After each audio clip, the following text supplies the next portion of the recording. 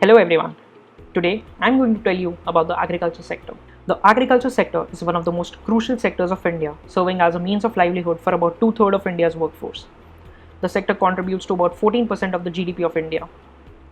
The Indian agricultural sector predominantly acts as one of the pillars of the Indian economy and is woven within the socio-economic framework of India, making it key to the domestic consumption. The rise in population is the primary growth driver for the agriculture sector. The agriculture sector offers a diverse range of products such as fertilizers, pesticides, seeds crushing and processing, and livestock, among others, thereby offering a wide range of growth opportunities for companies in this sector. In the Union Budget of 2020-21, the Government of India made it clear that farmers are at the top of their agenda and broadly spoke on Aspirational India, which aims to double farmer income by 2022. This will help in boosting the sector growth overall.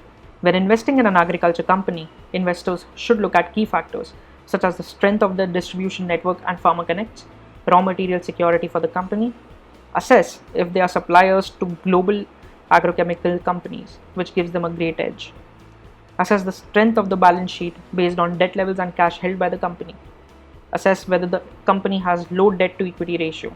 Lower the ratio, the better for shareholders, as cash flows can be used as dividends or reinvestment rather than to pay interest. Visibility of growth offered by the company, which can indicate the long-term returns a company can generate. Also check for margin sustainability offered by the company, and lastly, assess the R&D spends made by the company, which can result in development of innovative and profitable products. We now look at the top and bottom line growth offered by UPL. As you can see, the company has generated strong growth across both factors, with revenue growing at a compounding rate of over 24% and PAT compounding at 14% over the last 5 years. Consistent growth, such as in the case of UPL, indicates sustainability and aids in long-term wealth generation for the investor. Another crucial factor to assess is the operating profit margins generated by the company, which indicates the returns generated from core operations. In the case of Bayer CropScience, the company has not only given healthy operating margins of 15 to 20%, but has also consistently maintained the same over the last 5 years. Moving on, we look at the ROE and ROCE generated by the company, which indicates the return generated for stakeholders. As you can see, all the model portfolio companies have delivered very strong ROE and ROCE, which is rewarding for the shareholders. We now look at the debt to equity ratios of the company. A lower ratio is better as it indicates the company has lower financial obligations to meet and has more flexibility.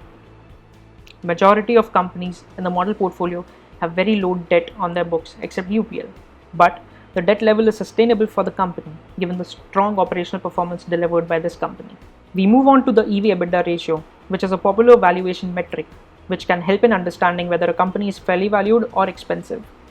While some companies are fairly valued, others appear to be highly valued, but the premium valuations are justified given their strong growth. Another factor that is important is the dividend yield ratio, which indicates the return a shareholder earns as dividend on the stock. As can be seen, majority of these companies offer a good dividend yield along with good capital appreciation, indicating an added stream of revenue for shareholders. Agriculture stocks offer great prospects for investors. With the economy impacted by COVID-19 and the uncertainty around it, the agriculture sector has shown resilience and stability whilst providing growth to investors, which is positive for shareholders. This also indicates that the agriculture sector is better equipped to mitigate risks arising from COVID-19. The resilience during these tough times has only validated the reputation of agriculture stocks to navigate through difficult environments and continue its growth further. The industry is huge and diverse, and the demand for agri-based products is touted to not only remain intact but also continue growing over the long term. Thank you for tuning into Samco, and we hope this video helps you pick the right agri stocks for your portfolio.